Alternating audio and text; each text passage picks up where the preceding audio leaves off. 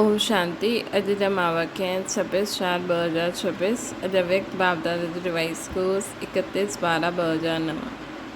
नए वर्ष में सभी आत्माउनि खे संदेश ॾेई करे गोल्डन वर्ल्ड जी गिफ्ट ॾियो। बाप समान ठहिण लाइ देही अभिमानी रहण जी नेचुरल ठाहियो। अॼु बाप दादा हर हिकु ॿार खे स्नेह ऐं बाप दादा जे लव में लवलीन स्वरूप ॾिसनि था। हिकु हिकु ॿार परमात्मा प्यार में चमके थो। सभी ॿार प्यार जे विमान में पहुची विया आहिनि। वैसे त न्यू ईयर मल्हाइण लाइ आया आहियूं, लेकिन सभिनि जे नैननि में छा ॾेखारे मिले थो। न्यू ईयर नयो साल त निमित मात्र आहे, लेकिन तव्हां सभिनि जे नैननि में छा उमंग आहे। 3 बधायूं ॾियनि था, हिकु पंहिंजे नए जीवन जी, ॿिए नए युग जी, टियों परिवार ऐं बाप जे मिलण जी बधाई। तव्हांजे नैननि में छा घुमे थो। पंहिंजो नव युग साम्हूं अचे थो न, दिलि में उमंग अचे थो कि नयो युग आयो कि आयो। नए युग की चमकीली ड्रेस एतिरो साम्हूं स्पष्ट आहे कि अॼु संगम युग ते आहियूं। जल्दी सां इहा चमकीली ड्रेस पाइणी आहे। साम्हूं ॾिसी ख़ुशि था थियो न, विदाई बि थिए थी ऐं वधाई बि वठो था। पुराणे साल खे विदाई ॾींदा आहियूं, पोइ नए साल भुलिजी वेंदा आहिनि। नयो साल ई साम्हूं ईंदो आहे न। ईअं ई तव्हांजे साम्हूं पुराणी दुनिया खे बधाई न, लेकिन नई दुनिया खे बधाई था ॾियो। पुराणी दुनिया खे विदाई था ॾियो। त अॼु सभिनि खे उमंग उत्साह आहे नए युग जो। माण्हू बि नए वर्ष जी बधाई ॾींदा आहिनि और साथ साथ गिफ्ट बि ॾींदा आहिनि। त बाप दादा तव्हां सभी ॿारनि खे पुराणे स्वभाव संस्कार खे विदाई ॾेई करे नई दुनिया में वञण जी गिफ्ट था ॾियनि। जीअं नई दुनिया में प्राप्ति आहे। शॉर्ट में इहे ई चऊं त अप्राप्त न कोई वस्तु नई दुनिया में, है ना। ये गोल्डन वर्ल्ड जी गिफ्ट बाप दादा तव्हां हर हिकु ॿार खे सौगात में ॾिनी आहे। तव्हांखे बि नशो आहे कि असां गोल्डन वर्ल्ड जे अधिकारी ठहिया आहियूं। अहिड़ी गिफ्ट ॿियो कोई ॾेई न सघंदो आहे। बाबा हर हिकु ॿार खे डायरेक्शन ॾिनो आहे कि सभी आत्माउनि खे इहा बाप जो वरसो गोल्डन वर्ल्ड जो संदेश ॾेई करे उन्हनि खे बि तव्हां गिफ्ट ॾियो। तव्हां वटि कहिड़ी गिफ्ट आहे। हिकु त नई दुनिया जी गिफ्ट आहे, ॿियो तव्हां वटि ॾाढा खज़ाना आहिनि, गुण शक्तियूं सुमान जा खज़ाना। त सभिनि खे कोई न कोई गुण ॾियो, कोई न कोई शक्ति जी गिफ्ट ॾियो, जंहिं गिफ्ट सां उन्हनि जे जीवन बदिली वञे, गोल्डन दुनिया जे अधिकारी ठही वञनि। छो जी अॼुकल्ह ॾिसो था चारों ओर दुख अशांति वधे थी।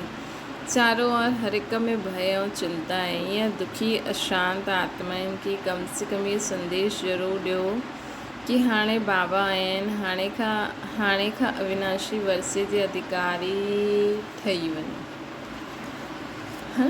इहो संदेश ॾिसो, एॾी दुख जी ॻाल्हियूं, एॾी शास्त्र वास्त्रनि जी ॻाल्हियूं ॿुधंदे उहे हिकु नई ॻाल्हि ॿुधनि कि असां चऊं कि भॻवानु आयो आहे। माण्हू चवंदा आहिनि असां ई भॻवानु आहियूं, लेकिन असां अगरि इहा नई ॻाल्हि बि चईंदासीं न, ॾाढे उमंग उत्साह ख़ुशी सां कि अरे हाणे त दुख जा दूंहं विया कि विया, भॻवानु अची वियो आहे, असांखे वरी असांजे लाइ वरी खां स्वर्ग जी दुनिया थो ठाहे। हाणे कहिड़ी नई ॻाल्हि आहे इहा। त हीअं उन्हनि खे संदेश ॾियो, है ना। त बाबा चवनि था इहे संदेश हर आत्मा खे बि ॾियो, लेकिन हाणे ॾियो बि था, लेकिन हाणे कई आत्माउनि जे ॿार, कई बाप जा ॿार संदेश सां वंचित रहियल आहिनि। पोइ बि हिकु बाप जा ॿार आहिनि त पंहिंजे भाउ भेणनि खे संदेश जी गिफ्ट ज़रूरु ॾियो। कोई बि रहिजी न वञे, कोई बि रहिजी न वञे। चवनि था सेवा, करनि था सेवा। बाप दादा ॿारनि जी सेवा ॾिसी ख़ुशि आहिनि, लेकिन बाप जी इहा आशा कि मुंहिंजो कोई बि ॿार संदेश सां रहिजी न वञे, उलाना न ॾे कि तव्हांखे गोल्डन वर्ल्ड जी सौगात मिली, असांखे पतो ई न लॻियो। असांजो बाप आयो आहे, लेकिन असां संदेश न मिलियो असांखे। इन करे नए साल में ये प्रयत्न करो, आपस में प्लान ठाहियो कि कोई भी कोनो रहिजी न वञे, उलना न मिले, लेकिन ख़ुशि थी वञनि। मालूम त पियो न कि असांजो बाबा आया आहिनि, वंचित न रहिजी वञनि। त हिन नए साल में छा कंदव? आपस में मिली करे प्लान ठाहियो। बाप दादा खे हर हिकु ॿार जे मथां रहम ईंदो आहे, त तव्हांखे बि भाउ भेणनि जे मथां विशेष रहम दिलि ठहिणो आहे। कल्याणकारी स्वरूप धारण करे सभिनि खे संदेश ॾियणो आहे। कम से कम अहिड़ो त उलाना न ॾियनि। अॼु सभी ॿार नयो वर्ष मल्हाइण जी उमंग उत्साह में सां पहुची विया। बाप दादा हिकु हिकु ॿार खे ॾिसी छा गीत ॻाईंदा आहिनि, ॼाणंदा आहियो न? वाह ॿार वाह। जो पहिरीं बारी बि आया उन्हनि खे बि बाप दादा चईंदा आहिनि कि लकी आहियो जो समय समाप्त थियण खां पहिरियों बाप जा ठही विया। नए ॿारनि खे बाप दादा पदम पदम गुणा लकी ठहिण जी मुबारक ॾींदा आहिनि। अॼुकल्ह बाप दादा हिकु ॻाल्हि सभी ॿारनि में ॾिसणु चाहींदा आहिनि, ॼाणंदा आहियो जीअं हर हिक जे दिलि में उमंग आहे न, लक्ष्य आहे कि असां बाप समान ठहिण वारा ई आहियूं, ठहींदासीं न, ठहिण वारा ई आहियूं। त जीअं लक्ष्य आहे ईअं हाणे बाप दादा लक्ष्य सां गॾु लक्षण बि ॾिसणु चाहींदा आहिनि। लक्ष्य सां गॾु लक्षण बि ॾिसणु चाहींदा आहिनि। बाप समान ठहिण वारा ई आहियूं, ठहींदा न, ठहिण वारा ई आहियूं। जीअं हर हिक जे दिलि में उमंग लक्ष्य आहे न कि असां बाप समान ठहिण वारा ई आहियूं, ठहींदासीं न, ठहिण वारा ई आहियूं। त जीअं लक्ष्य आहे हाणे बाप दादा लक्ष्य सां गॾु गॾु लक्षण बि ॾिसणु चाहींदा आहिनि। जीअं समान ठहिण जो लक्ष्य आहे ईअं ई समान ठहिण जे लक्षण बि हुजनि। हाणे लक्ष्य ॾाढो ऊचो आहे, लेकिन लक्षण विशेष अटेंशन ॾियणो आहे। समान जेतिरो वॾो लक्ष्य ओतिरो ई वॾो लक्षण। हाणे कोई ॿार लक्षण धारण करणु चाहींदा आहिनि, लेकिन विच में पोइ चई ॾींदा आहिनि, चाहींदा ॾाढा आहियूं, लेकिन लेकिन निकिरी वेंदो आहे। तव्हांजी चलन ऐं चहिरे दूर सां ई जेतिरो वॾो लक्ष्य आहे न, ओतिरा लक्षण चहिरे सां ई ॾेखारे मिलणु, चलन बि ॾेखारे मिलणु खपे। जीअं तव्हां पहिरियों देह अभिमान में हुयो, लेकिन हाणे लेकिन जॾहिं देह अभिमान में हुयो त देह अभिमान जी नेचर नेचुरल हुई न। कॾहिं पुरुषार्थ कयो कि देह अभिमान अचे, नेचर नेचुरल देह अभिमान रहियो। अॼुकल्ह पुरुषार्थ न कयो, है न? अधिकारी रहण जो पुरुषार्थ थोरी कयो असां। त हिते त इहे असांजा ओरिजिनल स्वभाव संस्कार आहिनि, जिते असांखे पुरुषार्थ करण जी ज़रूरत आहे। बाबा असांखे ख़ुदि जी पहचान ॾिनई त हुन स्वरूप में टिकी वञो। हाणे शांति रहणु असांजो ओरिजिनल नेचर आहे। सदा पॉज़िटिव सोचणु असांजो ओरिजिनल नेचर आहे। सदा पवित्र रहणु असांजो ओरिजिनल नेचर आहे। स्वप्न मात्र बि अपवित्रता टच न करे, है न? त सदा आनंद में रहणु असांजो ओरिजिनल नेचर आहे। सदा शक्तिशाली स्थिति में स्थित रहणु असांजो नेचर आहे। सदा रॉयल्टी में रहणु असांजो ओरिजिनल नेचर आहे। त इन जे लाइ बि असांखे पुरुषार्थ न करणु, इन जे लाइ ई पुरुषार्थ न करणु। दुनिया में बि न अज्ञान काल में कंहिंखे चइणो पवंदो आहे, थोरो क्रोध कर, थोरो लोभ रख, थोरो ख़ुदि खे वॾो सदाए, लेकिन कई आत्मायूं न करे पाईंदियूं आहिनि न, त मतिलबु उन्हनि जो उहो ओरिजिनल नेचर भरियलु आहे। जीअं त असांजो बि ओरिजिनल नेचर जो आहे न, उहो नेचुरल हुजणो खपे, महिनत छो करणी खपे। बाप दादा वटि समाचार ईंदा आहिनि कि कॾहिं कॾहिं देह अभिमान खे मिटाइण जी महिनत करणी पवंदी आहे। जॾहिं देह अभिमान नेचुरल रहियो त देही अभिमानी में महिनत छो। त बाप दादा खे ॿारनि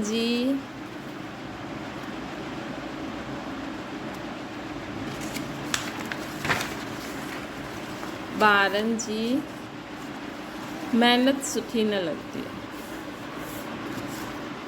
महिनत मुक्त ठही वञो, नेचुरल थी वञे, इनखे चइबो आहे लक्ष्य ऐं लक्षण समान। पोइ तव्हां ॾिसो बाप समान ठाहिणु ॾाढो सहज ऐं नेचुरल लॻंदो।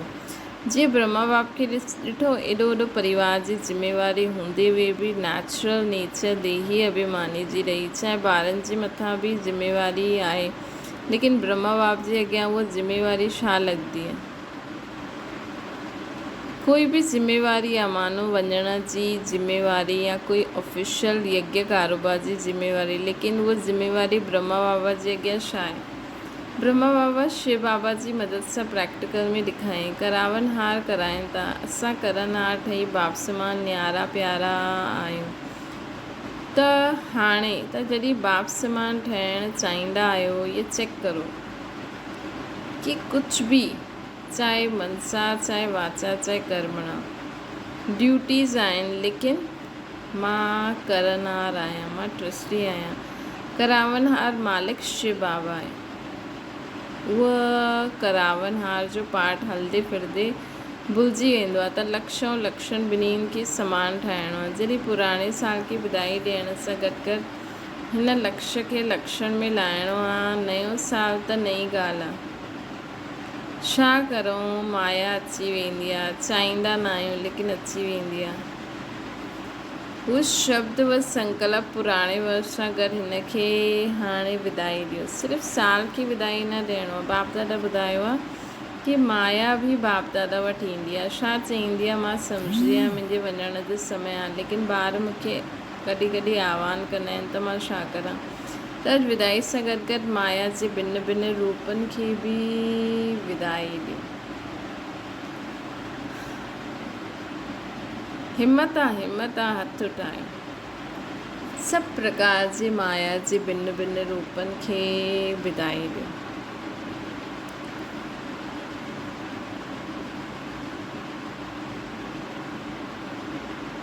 बाबा चवनि था हिम्मत आहे, हथ उठायो। विदाई ॾियण जी हिम्मत आहे, पुठियां वारनि खे हिम्मत आहे। जंहिंमें हिम्मत हुजे उहा हथ उठायो। त बाप हिन हिम्मत जी ॾाढी पदम गुणा बधाई ॾींदा आहिनि। छो बाप दादा हिन ते ज़ोर ॾियनि था। छो जी तव्हां सभई ॾिसो था कि दुनिया जी हालतूं जोर सां बिगड़णु शुरू थियनि थियूं, ऐं बाप दादा जो इहो महावाक्य आहे, कुझु समय खां हले थो कि अचानक थियणो आहे। त अचानक थियणो आहे, अगरि ॾाढे समय जो अभ्यास न हूंदो त ॿुधायो अचानक जे समय में अभ्यास जी आवश्यकता आहे न। मतिलबु अचानक जे समय अचण खां पहिरियों असांखे पूरो अभ्यास हुजणो खपे न, है न। हाणे ॾिसो बाप दादा होमवर्क ॾिनई 10 मिंट टोटल 24 बार 10 मिंट होमवर्क कयो। त कई ॿारनि खे मुश्किल लॻे पियो, त सोचो अगरि 10 मिंट अभ्यास खे न ॾेई सघंदा आहियो त अचानक में हुन समय छा कंदा। बाप दादा ॼाणंदा आहिनि कि 24 भारी में कईअनि जो समय थोरो कम मिलंदो आहे, लेकिन बाप दादा ट्रायल कई कि 10 मिंट हिकु ई स्मृति में जॾहिं चाहियो जीअं चाहियो वैसे रही सघंदा आहियो। बाप दादा इहे न चईंदा आहिनि कि हाणे बि 10 मिंट करो, अच्छा न थी सघंदो आहे, जंहिंखे लॻंदो आहे उहो करे। अगरि न थी सघंदो आहे त 5 मिंट करे, 5 मिंट 6 7 ईअं वधाए ओतिरी ट्रायल करो। बाप दादा ख़ुदि बि चवनि था इन में अहिड़ी ॻाल्हि न आहे। अगरि 10 मिंट ज़्यादा टाइम लॻंदो त चलो 8 मिंट 9 मिंट करो, जेतिरो ज़्यादा करे सघंदा आहियो आदत विझो। जी बहुत काल जो वरदान प्रैक्टिकल में हाणे करे सघंदा आहियो। अगरि हाणे बहुत काल जो अभ्यास न हूंदो त हाणे जी बहुत काल जी पुरुषारथ जी जो प्राप्ति आहे अधु कल्प जी, हुन बहुत काल में फ़र्क़ु पइजी वेंदो। त जेतिरो थी सघे ओतिरो बाप दादा छुट्टी था ॾियनि। 5 मिंटनि खां ज़्यादा करो, 10 मिंट न करे सघंदा आहियो त 7 मिंट करो, 8 मिंट करो, 5 मिंटनि जी बि छुट्टी आहे। लेकिन अगरि कोई बि समय 10 मिंट थी वञनि त सुठो आहे। अहिड़ो समय ईंदो कि तव्हां माण्हुनि खे ख़ुदि पंहिंजे लाइ विश्व जे लाइ किरनियूं ॾियणी पवंदी। हिन लाइ बाप दादा छुट्टी ॾींदा आहिनि। जेतिरो ज़्यादा समय करो ओतिरो प्रैक्टिस करो, छो जी हाणे जो समय ॾाढो भविष्य जो आधार आहे।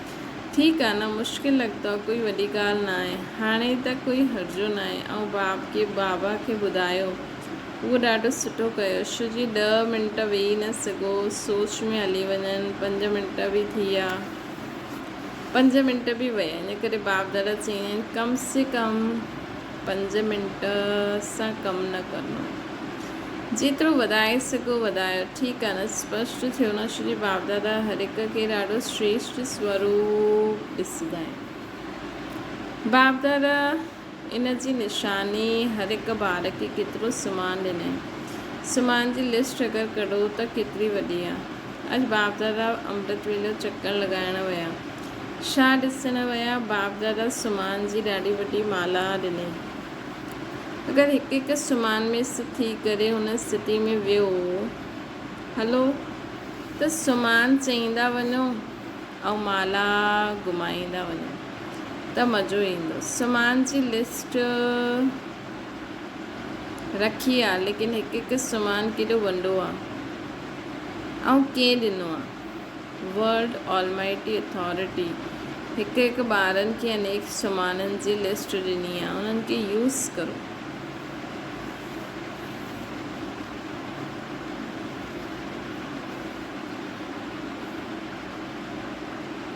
ऐं कोई अथॉरिटी न जो तव्हांजे हिन सुमान खे कमु करे सघे। ॿियो कोई खे बि एतिरो सुमाननि जी माला न मिली। त बाप दादा ॾिठो आहे सत्युग में त राज्य भाग्य मिलंदो, लेकिन हिन सुमान जी माला संगम युग जी देन आहे। बाप दादा जॾहिं बि ॿारनि खे ॾिसंदा आहिनि त हर हिकु ॿार खे सुमान जी स्थिति में ॾिसंदा आहिनि। वाह ॿार वाह, त सुमान जी अथॉरिटी में रहो। मां केरु आहियां? कॾहिं कोई सुमान साम्हूं रखो, कॾहिं कहिड़ो सुमान साम्हूं रखंदा आहियो, चेक करो त अॼु अमृत वेले जो विशेष सुमान बुद्धि में रखियो, हुनखे यूज़ करो। उहो सुमान खज़ानो आहे न, छो जी खज़ानो वधाइण जो साधन आहे। जेतिरो खज़ाने खे कार्य में लॻाईंदा ओतिरो खज़ानो वधंदो आहे। त बाप दादा ॾिसनि पिया केरु केरु ॿार आहे के वटि सुमान जी स्मृति जी माला वॾी आहे, के वटि नंढी आहे। छा सुमान हूंदो? जिते सुमान हूंदो उते देहभान ख़तमु थी वेंदो। त बाप दादा चकर लॻाई ऐं ॾिठईं जीअं सुमान जो खज़ानो आहे, हिकु हिकु शक्ति, हिकु हिकु गुण, हुनखे इस्तेमालु करो, कार्य में लॻायो। त इहे जो प्रॉब्लम थींदी आहे न, माया अची वई, माया अची न सघंदी आहे। लेकिन माया जे लाइ त बाबा ॿुधायो अथई न कि माया चईंदी आहे मूंखे आह्वान कंदा आहिनि तॾहिं मां वेंदी आहियां, है न? ईअं न वेंदी आहे कोई बि। उहो जॾहिं आह्वान कंदा आहिनि तॾहिं ईंदी आहे, ईअं न वेंदी आहे। कोई बि हल्को संकल्प करणु माना माया जो आह्वान करणु। शक्तियुनि जो थोरो सो माया खे आह्वान, शक्तियूं को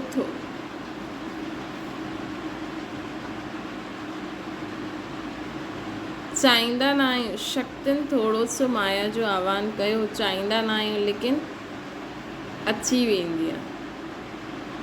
मतिलबु आवान थी वेंदो आहे। बलवान केरु आहे, चाहींदा न आहियूं लेकिन अची वेंदी आहे। त माया बलवान थी या त अॼु पुराणो वर्ष समाप्त थी, है न। मां मास्टर सर्वशक्तिवान, ऐं माया कीअं अची सघंदी आहे? त केरु बलवान? माया। उहा कहिड़ी गहरी ॻाल्हि आहे। अॼु खां अगरि कंहिं इहो पॉइंट अॼु खां धारण कयो त उहो कॾहिं न चईंदो बाबा माया अची वई।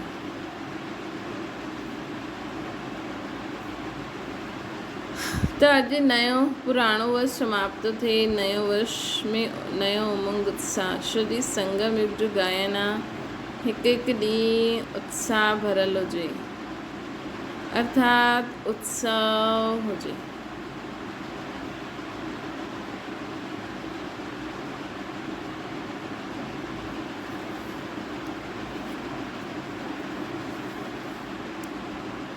त उमंग उत्साह आहे त हर ॾींहुं उत्सव आहे, हिन करे पको रखिणो आहे। रोज़ु पंहिंजो हलंदे फिरदे बि चार्ट ॾिसणो आहे, चेक करिणो आहे। चेक कंदा त चेंज कंदा, चेक ई न कंदा त चेंज कीअं कंदा। अॼु नए साल जे लाइ बाप दादा जो विशेष इहो ई संकल्प आहे कि हर बार जीअं पुराणे वर्ष खे विदाई ॾींदा आहियो न, वैसे माया जी विदाई ॾियो। माया खे व्यर्थ संकल्प की विदाई ॾियो, छो जी मेजॉरिटी यही ॾिठो आहे कि व्यर्थ संकल्प ज़्यादा ईंदा आहिनि, विकारी संकल्प घटि आहिनि। लेकिन व्यर्थ जो आहे न, हुनजो नाम निशान समाप्त थी वञे। हर संकल्प समृत हुजे, व्यर्थ न हुजे। छो जी व्यर्थ संकल्प में सिर्फ़ु संकल्प न हलंदो आहे, लेकिन व्यर्थ टाइम भी वेंदो आहे, ऐं बाप समान ठहिण में दूरी थी वेंदी आहे। तव्हांजी चाहना त आहे समान ठहियूं त हथ उठायो, लेकिन बाप दादा सिधा चवंदा आहिनि कि मन जो हथ उठाइणो आहे। इहा हथ उठाइण त ईज़ी आहे, त विदाई ॾियण जी हिमत आहे, हिमत आहे हथ उठायो। अच्छा, हिमत वारा आहियो न, बसि हिमत खे क़ाइमु रखिणो आहे। अगरि हिमत हूंदी त जो लक्ष्य रखियो उहो थी ई वेंदो। छो जी बाप दादा बि साथ आहिनि। बाप दादा चाहींदा आहिनि कि मुंहिंजो कोई बि ॿार पुठियां न रहिजी वञे, हथ में हथ ॾेई करे हले। शिव बाबा निराकार, उन्हनि खे हथ न आहे, लेकिन श्रीमती उन्हनि जो हथ आहे। श्रीमती कदम कदम ते हलणु, अर्थात हथ में हथ ॾेई करे हलणु। त सभिनि खे नए वर्ष जी, नए जीवन जी, नए युग जी ट्रेनिंग जी पदम पदम गुणा मुबारक हुजे। अच्छा, हाणे चारो ओर जे देश विदेश जे हर हिकु ॿार जे, हर हिकु बाप जे प्यारे, बाप जे लाडले, बाप जे सिकील जे ॿारनि खे विदाई ऐं बधाई। ऐं बाप दादा ॿुधायो कि पुराणे वर्ष सां गॾु गॾु पुराणे संस्कार खे बि विदाई ॾियणो आहे, सुभाउ खे बि विदाई ॾेई महावीर ॿार हर क़दम में पदमनि जी कमाई करण वारा। बाप दादा त सिधा सुमान ॾींदा आहिनि, हुन सुमान जी स्थिति में स्थित रही अनुभव करण वारा। हर हिकु ॿार खे बाप दादा अहिड़े रूप में ॾिसंदा आहिनि कि हिकु हिकु ॿार 21 जन्मनि जे वर्षे जे अधिकारी थी वञे। चाहे कल्प में 21 जन्म जे अधिकारी ठहिण जो वरसो तव्हां ॿारनि खे मिलंदो आहे सॼे कल्प में, त अहिड़ा श्रेष्ठ अधिकारी चारों ओर जे ॿारनि खे बाप दादा जो यादि, बाप शिक्षक, बाप सतगुरु, बाप दादा, बाप शिक्षक, गुरु जे रूप में टिन्हिनि ही स्वरूप में बाप दादा यादि प्यार भी ॾियनि था ऐं नमस्ते भी करनि था। वरदाना सर्विस्व पुरुषार्थ में सफलता प्राप्त करण वारा डबल ताजदारी ठो। संगम युग ते सिधा स्वयं की डबल ताजदारी समझी करे हलो। हिकु लाइट अर्थात प्योरिटी जो ताज, ॿियो ज़िम्मेवारी जो ताज। प्योरिटी ऐं पावर,